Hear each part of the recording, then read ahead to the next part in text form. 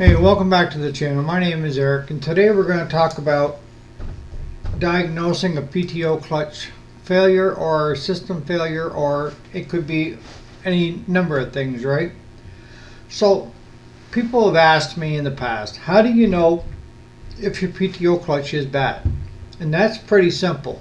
You know, the simplest way is to cut yourself a couple jumper wires, have a battery pack or a battery with long enough leads so that you can stick one wire into one side, which would be your positive, into the other side, going to be your negative. It doesn't matter which direction that you're coming at it to test it. You just need one in each spot. So we'll hook up the ground to this. Again, it doesn't matter which way you do it.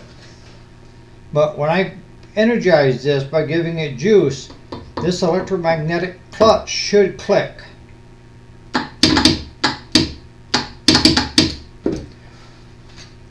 If you're getting that, your clutch is fine. I know, then what, right? Well, let's talk about that. A lot of times, if you're mowing right along and the PTO clutch quits mowing, could be a belt issue, a belt slipping on this, and you know it's the belt is shot. If you end up, I've had this happen to me before too, is if you take at the beginning of the season with it stored all winter long, and you got your PTO clutch that you can engage or disengage. Some are like this, some are like a toggle switch on the older errands and stuff. But the thing that I find that helps out with mine is either one, get underneath on the deck and pull your belt that goes around the spindles to see if you can move it. Because a lot of times what happens is with it sitting over the winter, a lot of times the whether you have a 2-blade, 3-blade spindles, that they'll get rusted in and need to get broke loose. And what I find the easiest way with my John Deere zero turn is I'll pop it in and out, so that, because if you don't, it'll kill your engine. Because if everything isn't broke loose in there, that will kill your engine. The other thing that you got to watch out for is if you're mowing right along and then all of a sudden it quits mowing and it dies. What could that be? Well, I've actually had that happen to me before. And it was kind of like, what came first, the chicken or the egg? Well, what ended up happening was the battery was brand new in it, but I had a fuse blow in the charging system, and this was drawing so much current that it was drawing my battery dead. And the alternator couldn't keep up with charging, trying to charge and trying to run this at the same time. So what ended up happening is when finally the battery ran out of juice, the clutch wouldn't just stop working. I mean, everything would quit. And thankfully, I have Claude around to help me with my own stuff that we end up putting a fuse in it, getting the battery charged up, and it took care of that problem. But it could be a number of things. But the thing I try to teach on this channel is to do the correct diagnosis. If you do the diagnostic first, and then repair second, it will save you money and time. I'm telling you right now.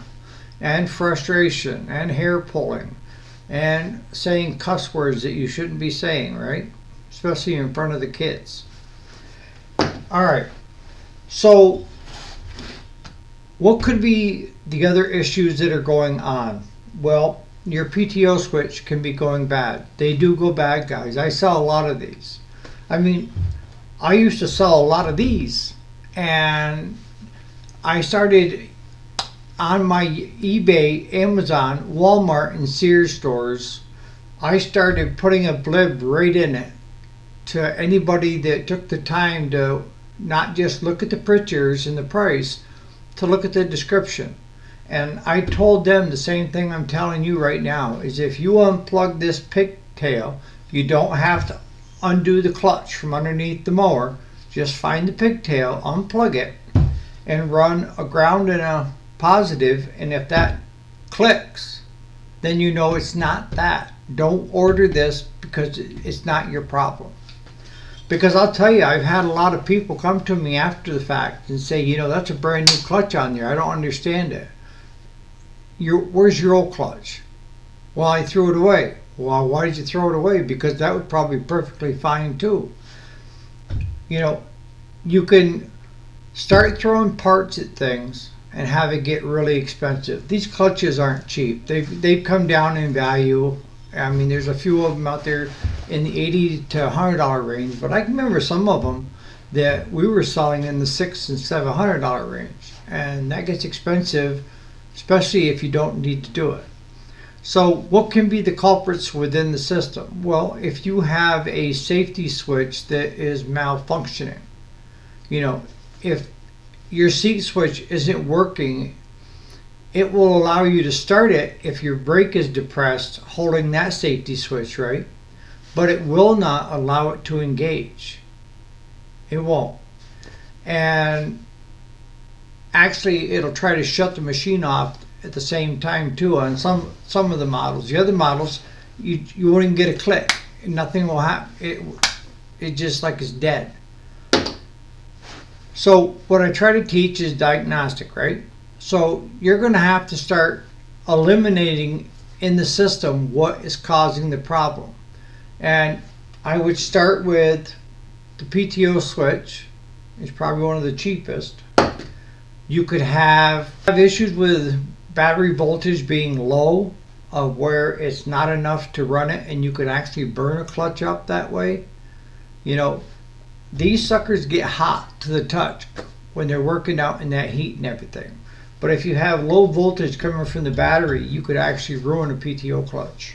The other thing I've found in the past is it wasn't a PTO clutch problem, but it was the wires coming to it along the frame and have a bare spot on the hot side on the positive and have it hit ground and end up killing the power going to it. And a lot of times it'll blow a fuse too.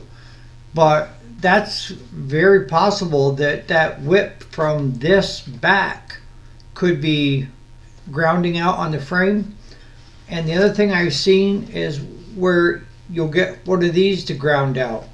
I've actually seen where they pull these right out of the pigtail. Once they come out, it's not easy to fix them at that point. Everything is a process, and the more you learn how to do the process, and the fixing second is where it's going to save you money, okay? And if you're running a shop, the lesson here should be a valuable one to you if you never knew how to test your PTO clutches.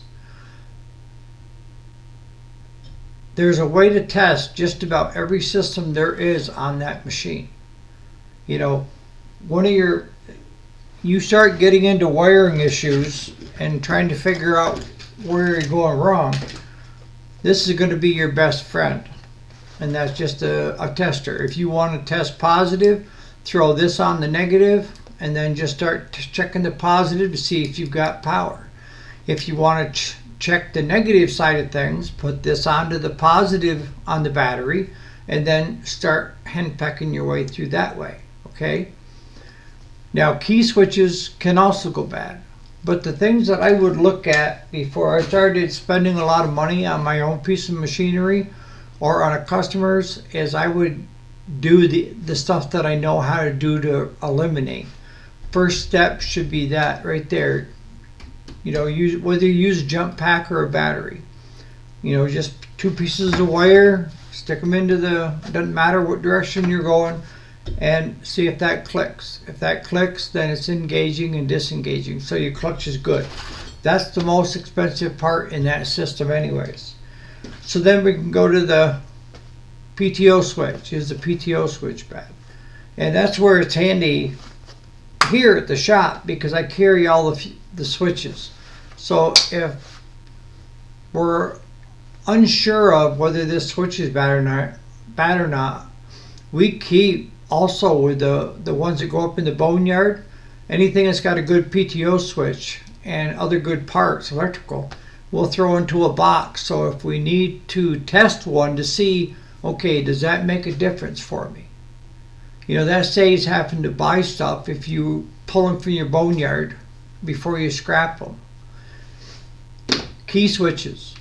I've seen them screw up to where it's not allowing the juice to go to the right direction. Fuses. Check your fuse box. A lot of times you'll have a blown fuse there somewhere in the system. And I've seen it where these would get hot and getting ready to go, where they would blow the main fuse, usually on the ride-on riders, not the zero turns. They tuck them in underneath where the steering wheel arm goes down through. And it's usually a 15-20 amp fuse. Those are places to check. And check your whip coming down through along the frame. And what I do is, usually they're zip tied to the frame. I'll unzip tie them and loosen them and keep them off the frame and see if it makes a difference. If it does, then I'm going to start checking the wires. And I've had it where a wire would get warm and actually break apart and melt, and then you can't see it. But if you're testing with your test light, if you're getting power on this side of the wire and not on this side of the wire, then you know the break is somewhere in between, right? So knowing how to use one of these is a must. If you have any questions, you know, on anything, please drop it in the comments. You know, I do read them all and I do answer just about all of them. But the better thing about this channel is you don't have to rely on just me. You have some top-notch real mechanics that are here on this channel that are offering to help you in any way, shape, or form they can. You have a lot of really experienced business people that, you know, will call me out if I'm giving you the wrong information. That's exactly what I want. I got a tough skin, except for you little bastards that keep giving me the thumb down. No, I'm just kidding. I hope that it's not only educational, but it's also, you know, informative, that you're learning something from it. Because that's my goal. You know, at my age, I'm a teacher. And that's what I'm trying to do, is teach you, the inspiring mechanic that wants to become a great mechanic, how to do it. And I'll tell you, you old dogs have been running shops for years and didn't know how to do that, you're like me. This old dog can learn new tricks, but I need to have somebody show me. And these are the tricks that I know. And maybe you can share some with me too as well, of things that you do that I don't know. Because what I figured out in this lifetime is, it's going to take 3 more lifetimes to do everything and know everything that I want to know. So you can't know everything. But that's where we can lean on each other. If you're having a problem in your shop with a certain dilemma of a no start, this or that, and you've checked all these things and you're kind of ready to pull your hair out, post it in the comments. And I'll either do a video on it, or you'll be surprised of how many mechanics you'll get feedback from of try this, or try this. That's the great thing about this channel. On that note, you guys have a great day, and we'll catch you on the next video. Don't forget to like and subscribe if you lasted this far.